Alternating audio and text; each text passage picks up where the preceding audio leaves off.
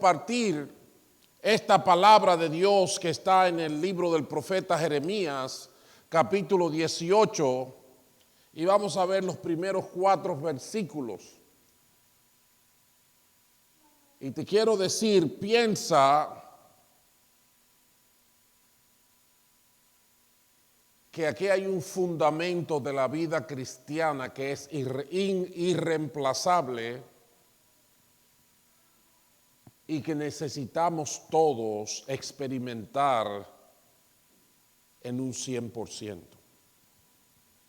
Jeremías capítulo 18, versículo 1 al 4, esta es la palabra del Señor que vino a Jeremías. Baja ahora mismo a la casa del alfarero y allí te comunicaré mi mensaje. Entonces bajé a la casa del alfarero y lo encontré trabajando en el torno. Pero la vasija que estaba modelando se le deshizo en las manos. Así que volvió a hacer otra vasija hasta que le pareció que le había quedado bien. Así que volvió a hacer otra vasija hasta que le pareció que le había quedado bien. La versión Reina Valera del 60 dice que hizo otra vasija según le pareció mejor hacerla. En la dinámica de la batalla de la fe hay diferentes posturas. Y déjenme hablar de 2 extremas, que una va hacia la derecha, otra va hacia la izquierda. En una hay gente que rechaza el concepto de la iglesia aludiendo que es innecesario. No se necesita, a mí me he dicho muchas veces en mi cara, no hay que ir a la iglesia para estar con Dios. Ellos no quieren más gente participando en su vida, especialmente ese tipo de gente que viven diciendo, niña, tú debes de cambiar, no debes de hablar así, tenemos que mejorar. Cuando hay alguien corrigiendo, no queremos eso. En la otra mano tenemos aquellos cuya experiencia espiritual finalmente está reducida o enfocada a la relación que tiene con la gente de la iglesia. Unos rechazan la iglesia, pero otros definen su realidad de cristianismo por la relación que tienen con la gente de la iglesia. En ese sentido, su vida cristiana depende de cómo esté la cosa entre la gente de la iglesia. Si la gente de la iglesia están contentas, ella está contenta. Si la gente de la iglesia hay 2 o 3 que hicieron un escándalo, pues entonces su vida espiritual es un problema. Ambas dinámicas tienen el mismo problema. ¿Saben cuál es? En ambas dinámicas, Dios no es Dios. En ambas dinámicas, no es Dios quien define la realidad del cristianismo. En uno la define mis intentos, mis esfuerzos personales, y en la otra la define lo que hace la multitud. ¿Y Dios dónde está en todo esto? ¿Dónde está Dios? Ese es el problema. Cuando la gente rechaza, por ejemplo, el concepto de la iglesia, lamentablemente está rechazando a Dios, porque Dios fue quien diseñó la iglesia. Si nosotros vamos a Efesios capítulo 1, los versículos 22 y 23, oigan cómo dice el apóstol Pablo en su carta. Él dice, hablando acerca de Cristo, que Él lo sentó a su derecha en las regiones celestiales muy por encima, 22, Dios sometió todas las cosas al dominio de Cristo y lo dio como cabeza de todo a la iglesia. Esta que es su cuerpo es la plenitud de aquel que lo llena todo por completo. Dios sometió todo a Cristo y lo estructuró poniéndolo a él como cabeza de la iglesia que ahora es el cuerpo de Cristo. Esa idea no es de esta denominación ni de aquella otra. No es el resultado de una estrategia humana que a través del tiempo analizó la mejor experiencia. No, es el concepto que Dios nos dio, nos reveló para que nosotros viviéramos su diseño. Entonces, en ese sentido, vemos cómo los discípulos vivieron esta realidad en la historia de la iglesia y cómo los discípulos, mientras iban predicando y expandiendo el concepto del evangelio, se los iban proclamando a los demás. Y por eso nos encontramos en Hebreos 10:25, que dice que no dejemos de congregarnos como algunos tienen por costumbre. Ahora bien, el problema de aquellos cuya espiritualidad depende del clima del grupo tiene el mismo problema.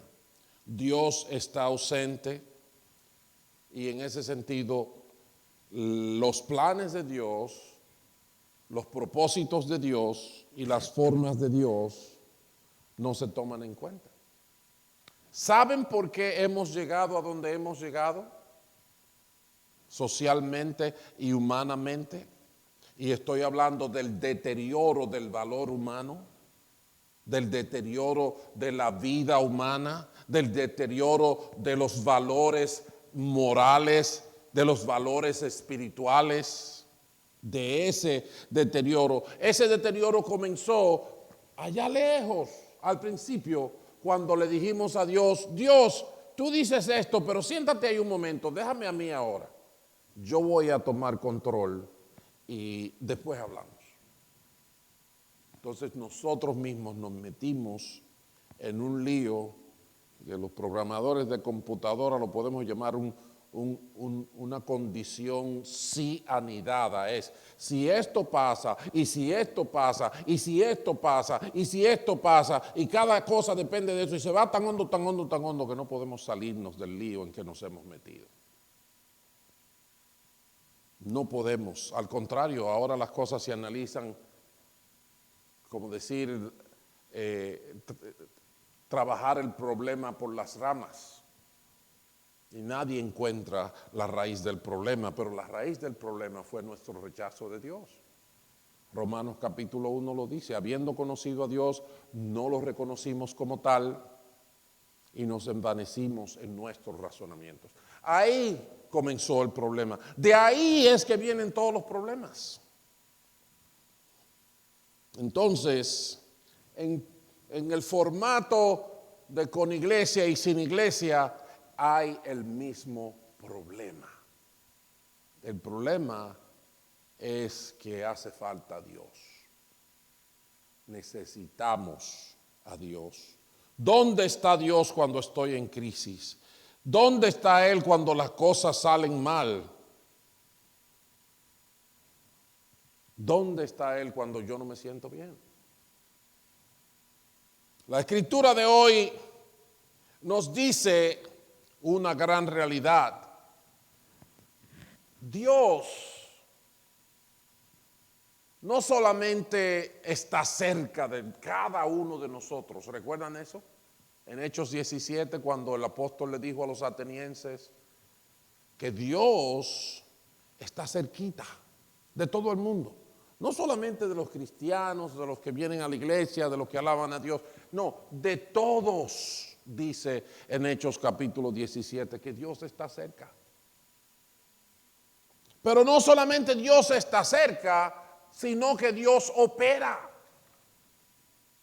Dios obra. Dios no es un pedazo de madera que cargamos porque aunque tiene pies no puede caminar. O que nosotros hablamos porque aunque tiene boca no puede hablar. No. Dios no necesita mi ayuda para hablar. Y la Biblia es una muestra de eso. Toda su palabra que Él dio a todos estos hombres a través de todos los tiempos.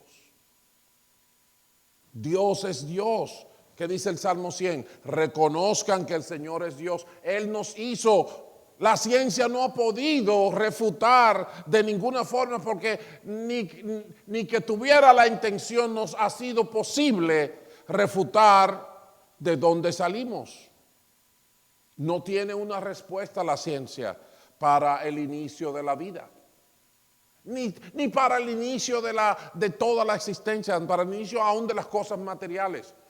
La ciencia no está de acuerdo con el pensamiento de que algo puede existir de la nada. Porque, por ejemplo, hay una famosa teoría que se le llama la teoría del Big Bang, ¿verdad? Que dice que hubo una explosión. Y usted dice, si vamos a la ciencia, ¿qué explotó? ¿Y de dónde salió? Porque si no existía nada, ¿de dónde salió lo que explotó? Dígame usted. Por eso hay científicos de eso que son bien profundos en el área de la ciencia. Hay científicos que se han visto contra la pared y dicen, bueno, definitivamente no tenemos una explicación científica sobre de dónde salimos. Entonces, como no quiero entrar en caer en ser religioso y decir que fue Dios, tenemos que abrir nuestra mente y pensar que hubieron gentes de otro planeta que vinieron y nos pusieron aquí. ¿Qué les parece? ¿Qué les parece? Bueno, saben,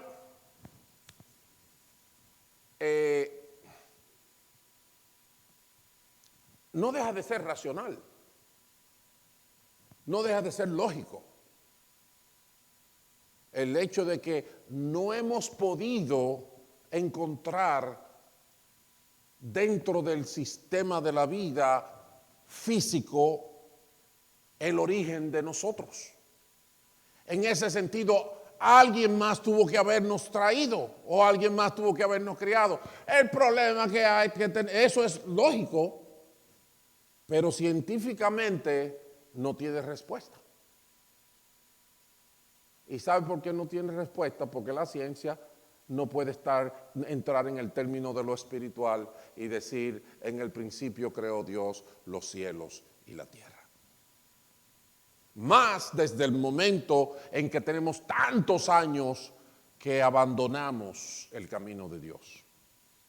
Porque venimos de Dios. ¿Por qué es que en la más remota civilización encontrada a través de los tiempos y registradas en la arqueología, en todas y cada una de ellas hay una idea de una adoración a un Dios?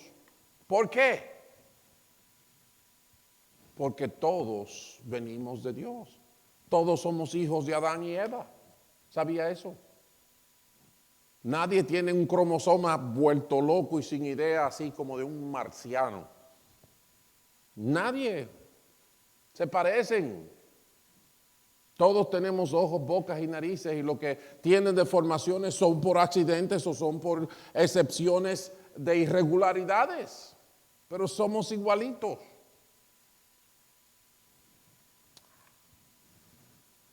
Entonces, la palabra de hoy nos dice que Dios obra.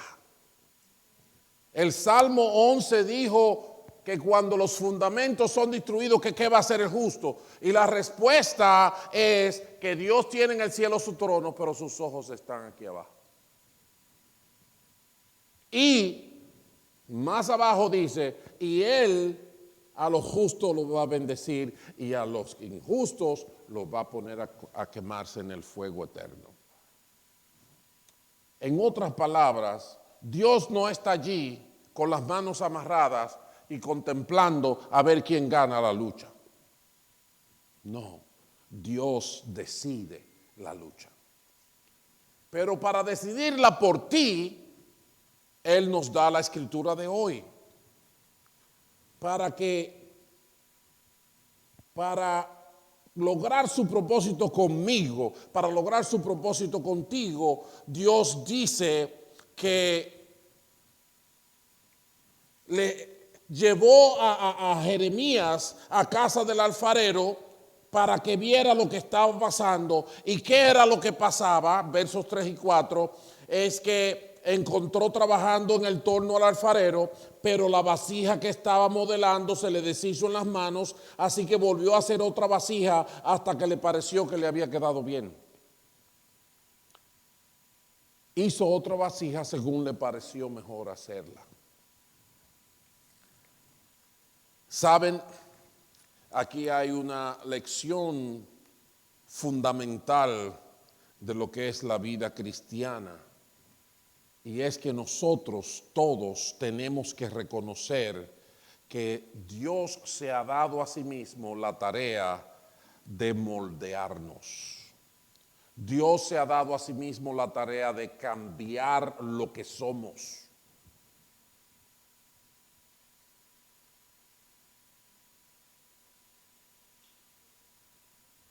Si tú eres como yo era un muchachito criado con cierta educación y con cierto temor. No llegué a meterme en drogas, ni en crímenes, ni en nada por el estilo. Y por el contrario, tenía muy buenas relaciones con mis maestros, con mis compañeros de estudio, aunque de vez en cuando le dejaba ver mis notas de matemáticas.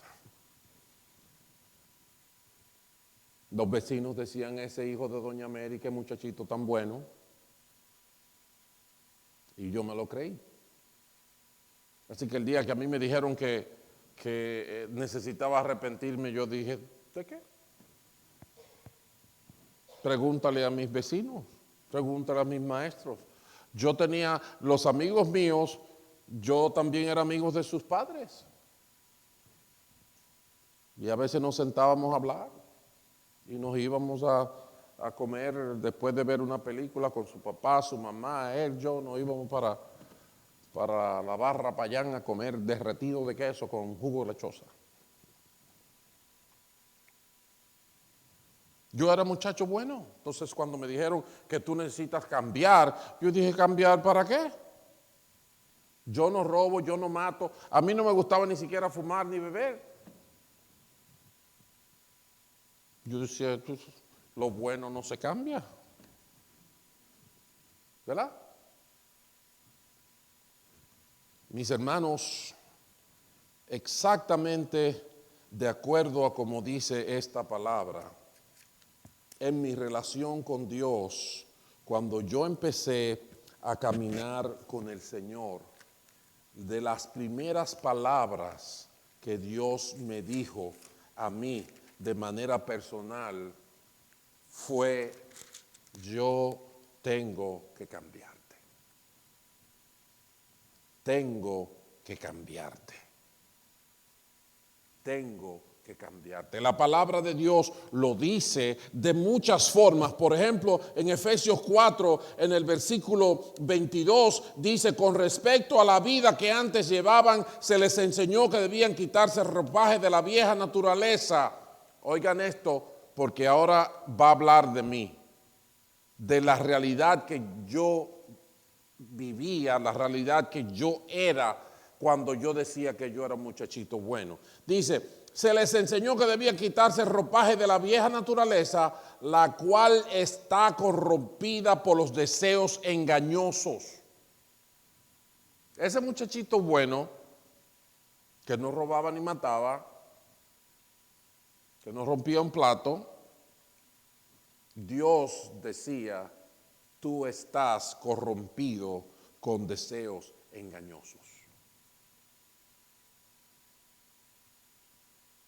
Y si nosotros vamos a las Escrituras, nos vamos a encontrar que de mil y una maneras se nos dice que tenemos que morir, que cuando nos bautizamos es como que morimos con Cristo y resucitamos para una nueva vida. Así que esta superadoración a mí es lo primero que Dios va a romper con nosotros.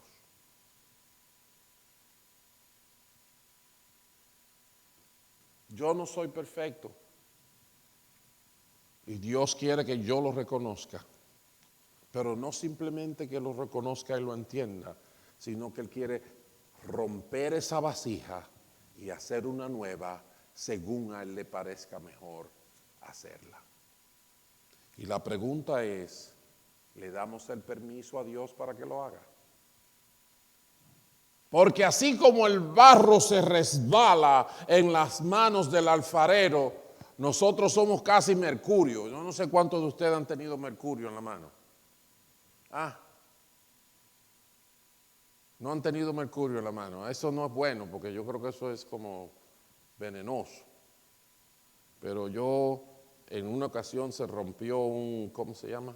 Un termómetro. Saben que los termómetros, el liquidito ese cromado que se le ve adentro es mercurio. Y cuando se cayó yo lo agarré. Si usted trata de agarrarlo, nunca lo va a agarrar. Usted aprieta y él se va por cualquier lado. No se agarra. No hay forma de usted agarrar un poco de mercurio allí. Así somos nosotros. Dios quiere agarrarnos como esa vasija, volvernos a hacer una masa sin forma y empezar apretando en ciertos puntos para que vayamos cogiendo una forma. Y después cambia a otros puntos y más arriba y más para abajo y construye otra vasija nueva según a Él le parece mejor hacerla. Dios dice que el hombre que nosotros éramos, la mujer que se era antes de venir al Señor, está corrompida con deseos engañosos. Y hay una nueva creación, hay un nuevo hombre, una nueva mujer que Dios quiere formar en nosotros. ¿Se acuerdan en la conversación de ¿cómo se llama? De Nicodemo con el Señor en Juan capítulo 3? Que Nicodemo viene y le dice al Señor, óyeme Señor, no hay la menor duda que tú eres de Dios por todos esos milagros que tú haces. Y el Señor como que interrumpió la conversación porque hasta cambió, parecía como que cambió el tema. Porque el Señor le dijo, de cierto te digo, que si no naces de nuevo no puedes ver el reino de Dios. Y por mucho tiempo yo no entendía una cosa con la otra. Porque Él le dice, tú eres de Dios porque tú haces muchos milagros. Y Jesús le dice, de cierto te digo que si no naces de nuevo no entras al reino de los cielos. En otras palabras, Jesús le está diciendo a Nicodemo, óyeme mijo, las señales y los prodigios no definen el cielo. Lo que importa para participar del cielo no son señales y prodigios, sino un nuevo nacimiento. Naciendo del agua por una decisión personal y naciendo del Espíritu por la obra de Dios en tu vida. ¿Entiendes eso? Dios quiere hacer otra vasija de ti y de mí. Bendito sea su nombre para siempre. Ahora, yo puedo pasarme el año entero aquí hablando de ese mismo tema y yo sé que ustedes no están de acuerdo con eso. Así que no se lo voy a preguntar. Pero yo quiero darles, antes de que terminemos, algunas expresiones prácticas de las herramientas que Dios usa para transformarnos. Porque Él usa cualquier cosa, Pero hay unas herramientas fundamentales que Él tiene establecidas y que las vemos en la palabra de Dios, que es importante que las podamos identificar para que tengamos la postura que nos favorezca en el proceso de transformación que Dios quiere hacer en nosotros. Y voy a comenzar por la primera herramienta o el primer dedo en la mano de Dios, si podemos decir la mano de Dios ahí con el barro, moldeando el barro. El primer dedo se llama el Espíritu Santo. El Espíritu Santo que Jesús dijo, el Consolador que el Padre enviará en mi nombre, Él los guiará a toda verdad. El Espíritu Santo lo puse como primero porque pensé que cuando el proceso de iniciación, de conversión y arrepentimiento que aparece en la Biblia en Hechos capítulo 2, cuando le preguntaron a Pedro que qué debemos hacer, él le dijo: arrepiéntanse y bautícese cada uno en el nombre del Señor para el perdón de sus pecados, y Dios le va a dar la promesa del Espíritu Santo. O sea que cuando usted entra en esta nueva relación con Dios, lo primero que toma, lo primero que toma incidencia una vez que nuestros pecados son perdonados es la residencia del Espíritu Santo dentro de cada uno de nosotros. Y por eso lo puse como primero. Entonces el Espíritu Santo comienza a vivir y a trabajar con nosotros. Lamentablemente hay gente por ahí que predican que nosotros no podemos tener el Espíritu Santo, que nadie puede tener el Espíritu Santo quizás porque es tan santo y nosotros tan sucios. Pero esas son gente que están negando la efectividad de la sangre de Cristo en nosotros.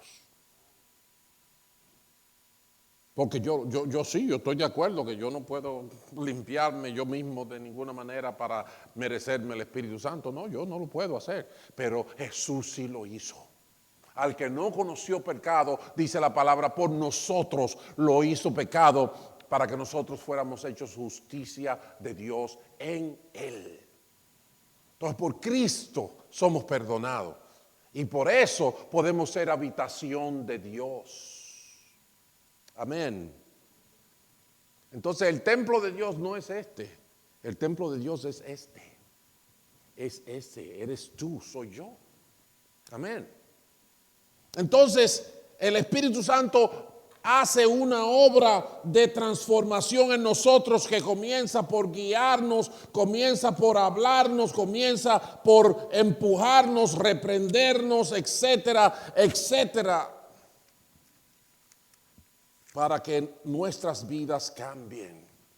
De una manera tal que el apóstol Pablo lo describe en el libro de Gálatas capítulo 5, lo llama el fruto del Espíritu, la obra del Espíritu. El Espíritu Santo comienza a obrar en nosotros, cambiar los resultados del pecado y de todos los malos vicios que hemos cogido a través de una vida bajo pecado. Y dice la palabra en Gálatas 5:22 que el fruto del Espíritu, la obra del Espíritu es amor, alegría, paz, paciencia, amabilidad, bondad, fidelidad, humildad y dominio propio. El Espíritu nos mueve, el Espíritu nos cambia, el Espíritu nos contrista para que reconozcamos el pecado y la falta, y el Espíritu nos dirige al camino correcto.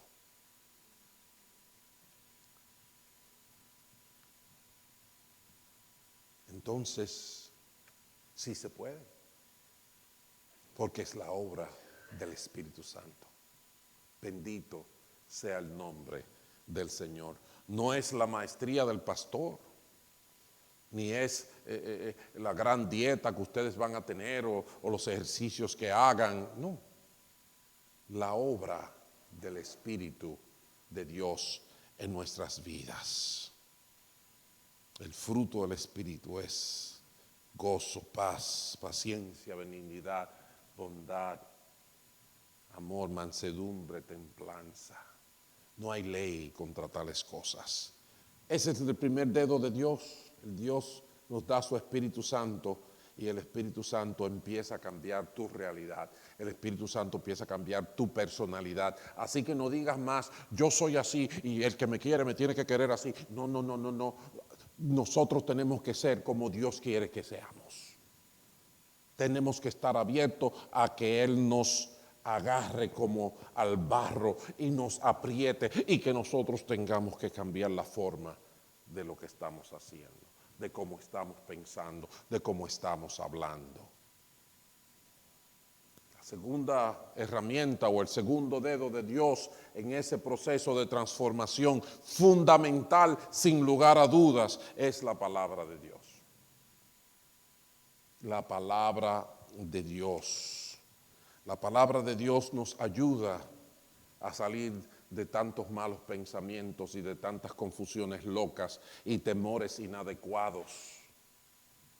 La palabra de Dios que claramente el apóstol Pablo le dice a Timoteo en 2 de Timoteo capítulo 3, oigan cómo se lo dice, en los versículos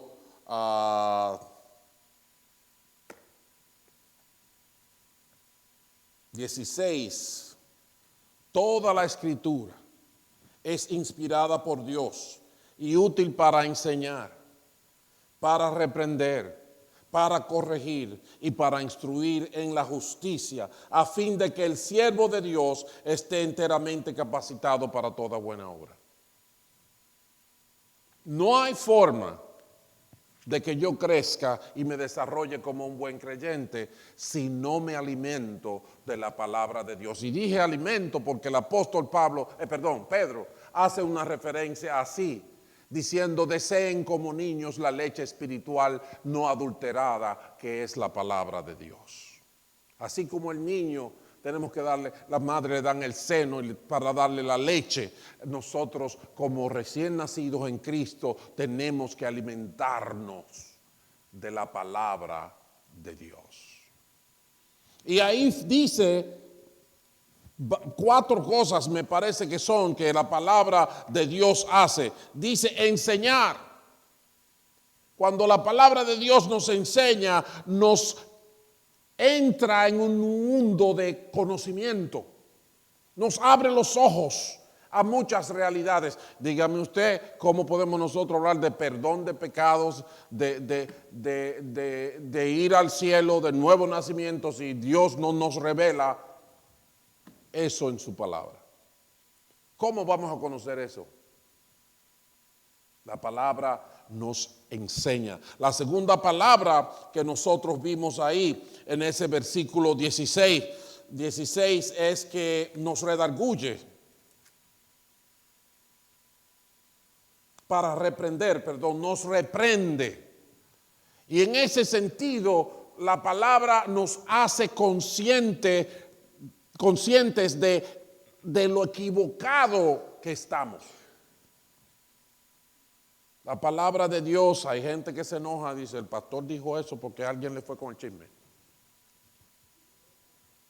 Pero es la palabra de Dios que es corta como espada de 2 filos, que camina y penetra hasta los tuétanos. El pobre pastor aquí está predicando un sermón por obligación y por dirección del Espíritu Santo, porque tiene que traer una palabra sana, pero Dios sabe lo que está haciendo. Y está usando su palabra para redarguirte, para redarguirme. Entonces me siento medio enojado, me siento insatisfecho porque no tengo razón. Mucha gente lo que hace en ese momento es que se va de la iglesia a buscar otra. Otros se enojan y comienzan un chisme. Te voy a decir esto, Alexandra, pero para que ores. Yo no sé lo que el pastor está pensando. Esa calva le está creciendo todos los días más. Ah, así para que ore. Bueno, ora para que me salga cabello, mija.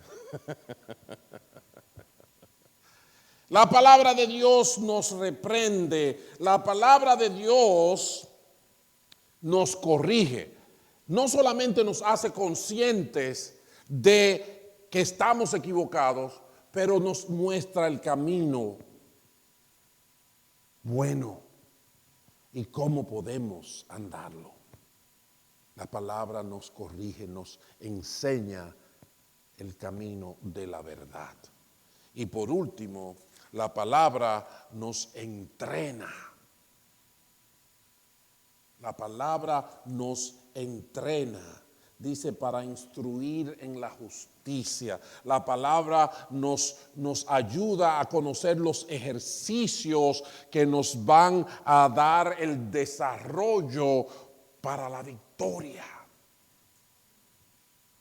No es asunto de discutir ni de quién tiene mejor instrumento, ni de cuál edificio es más bonito, ni de cuál tiene aire acondicionado o de cuál tiene mejor parqueo.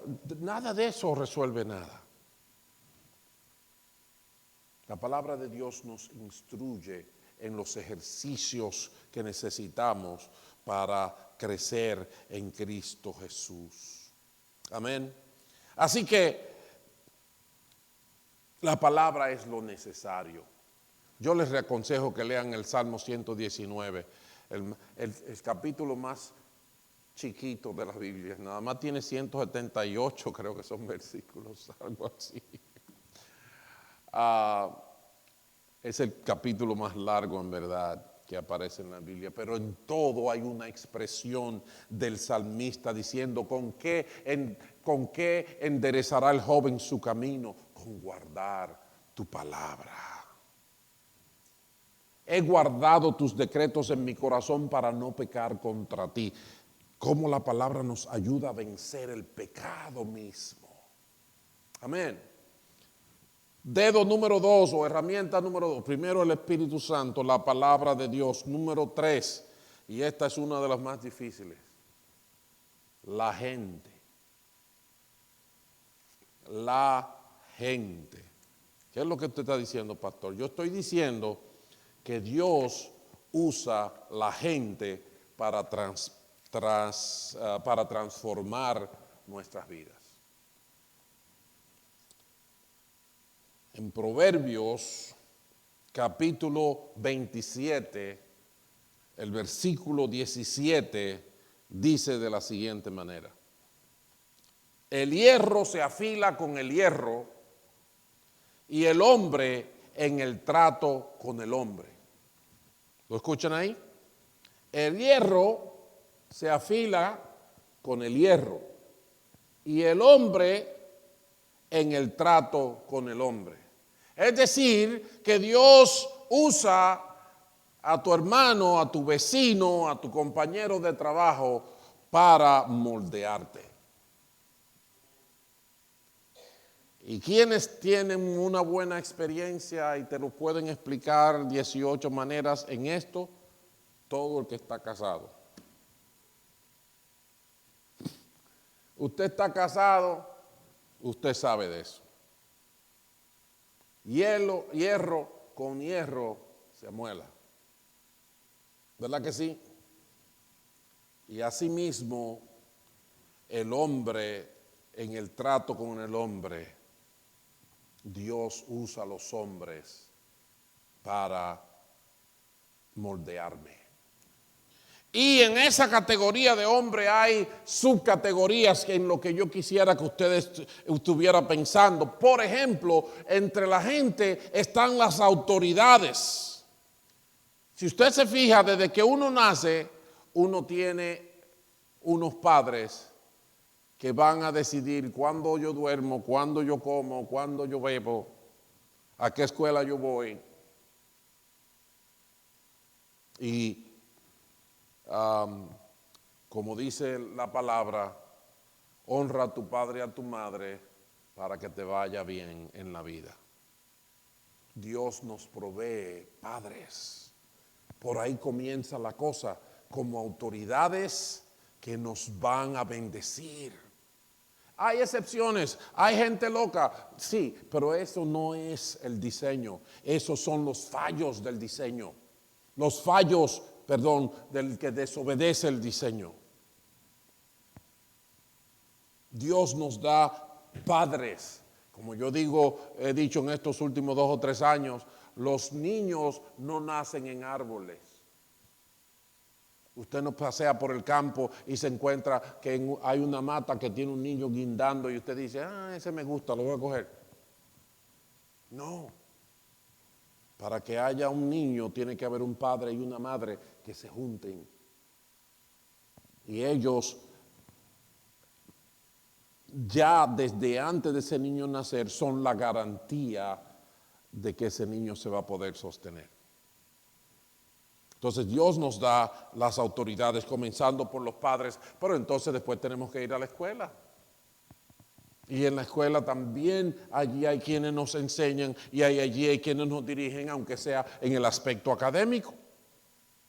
Pero no solamente eso, hay autoridades civiles y militares que la palabra de Dios dice que el que se opone a la autoridad se opone a lo establecido por Dios. Así que de repente el semáforo que está allí, que es un pedazo de lata con 3 luces de colores, es una autoridad que Dios está usando para moldearte a ti y a mí. ¿Entiende eso? Pero realmente hay gente detrás de todo esto. También más gente son los ministros. Aquí estoy yo, dándole lata, leyéndole la Biblia, insistiéndole en cosas. Pero en la iglesia dice la palabra de Dios en Efesios que Dios ha provisto evangelistas, maestros, pastores, toda una serie de ministros para formarnos a nosotros, para que seamos maduros, dice la palabra en Efesios capítulo 4. Amén. Entonces ahí hay otra serie de gente que Dios está usando para ayudarnos. Y, hermanos, la iglesia, la gente normal de la iglesia, tengan o no tengan títulos, Dios las provee para nosotros ser cambiados de acuerdo a su propósito. La palabra de Dios dice, lleven la carga los unos de los otros. En Efesios capítulo 4 dice que cuando el cuerpo trabaja y cada miembro hace su función, entonces somos un cuerpo fuerte. Tú necesitas mi función, yo necesito la tuya. Tú necesitas la función de ella necesita la tuya. ¿Entienden eso? Dios, los dedos de Dios son el Espíritu Santo, su palabra, gente. Si caminas con Dios, si abres tus oídos al Espíritu Santo, Dios te va a moldear usando esos instrumentos. Y el último que voy a mencionar, el cuarto dedo que voy a mencionar, son las circunstancias. Y ustedes me dicen, ¿qué son las circunstancias? Bueno, si usted va a Romanos capítulo 8, el verso 28, dice que a los que aman a Dios, que todas las cosas les ayudan a bien, aquellos a los que conforme a su propósito han sido llamados. Todas las cosas ayudan a bien. Y si usted va a la Biblia, usted va a ver que Dios hizo que hubiera un hambre grandísima para que José terminara siendo el segundo en comando del imperio en aquella época. Dios usó el ejército de Faraón para que el pueblo de Israel viera su gloria cuando él abrió el mar muerto en 2. Dios usó la persecución para que su iglesia empezara a hacer la obra de expansión del evangelio por todo el mundo conocido en aquel tiempo. El Señor hizo que Pablo se cayera del caballo y quedara ciego y le diera una depresión terrible para que muriera el hombre viejo y se convirtiera en el apóstol de los gentiles que Dios tenía en su corazón que fuera. Dios hizo que el apóstol Juan fuera exiliado para que fuera capaz de recibir las visiones de la realidad que nosotros estamos viviendo hoy y en el futuro todavía por venir. Dios es el creador de los cielos y la tierra. Dios maneja muchas circunstancias. Es verdad que nosotros somos difíciles de manejar como el pueblo de Israel y muchas veces rechazamos el plan de Dios. Muchas veces queremos lo que queremos, no importa lo que Dios quiera, y entonces Dios no nos cambia. Pero si hay un fundamento en la vida cristiana, es que hay que morir para vivir. Si el grano de trigo no cae a tierra y muere, no lleva fruto. Pero si muere en abundancia, dará un fruto eterno que no morirá. Esa es la palabra de Dios. Dios llevó al profeta Jeremías a casa del alfarero y lo hizo ver el espectáculo de cómo la vasija se rompía en manos del alfarero y cómo el alfarero la levantaba y la hacía de nuevo. La pregunta del millón está en el versículo 6, cuando Dios dice, Jeremías 18, el versículo 6 dice: pueblo de Israel, ¿acaso no puedo hacer con ustedes lo mismo que hace este alfarero con el barro? Afirma el Señor. Ustedes, pueblo de Israel, son en mis manos como el barro en las manos del alfarero. Es la pregunta del Señor. ¿Puedo cambiarte? ¿Puedo cambiar tus planes? ¿Puedo cambiar tus formas? ¿Puedo cambiar tus temores? ¿Puedo cambiar tus aspiraciones? ¿Me dejas?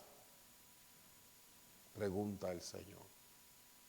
Porque mis hijos, mis hijas, son como el barro en manos del alfarero. Piénsalo, porque la vida cristiana no va para ninguna parte si nosotros no dejamos que Dios nos transforme. Vamos a orar. Padre bueno, bendito seas. Tu palabra es santa, tu palabra es verdad. ¿Y qué de nosotros si no la tuviéramos? Estuviéramos todavía perdidos y confundidos en el mar de nuestra propia imaginación y nuestra propia corrupción. Padre, perdónanos, ayúdanos a serte fieles. Que tu Espíritu nos dé la fuerza y el aliento para dejar que tú nos moldees y nos transformes a la imagen de tu Hijo Jesús. Y que podamos ver tu gloria y llevar tu gloria hasta lo último de la tierra. Gracias, Señor.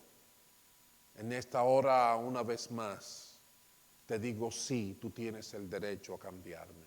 Sí, te doy el derecho. Te entrego mis aspiraciones, te entrego a mis tesoros. Haz de mí lo que quieras hacer. Bendito seas. Amén y amén. Aleluya.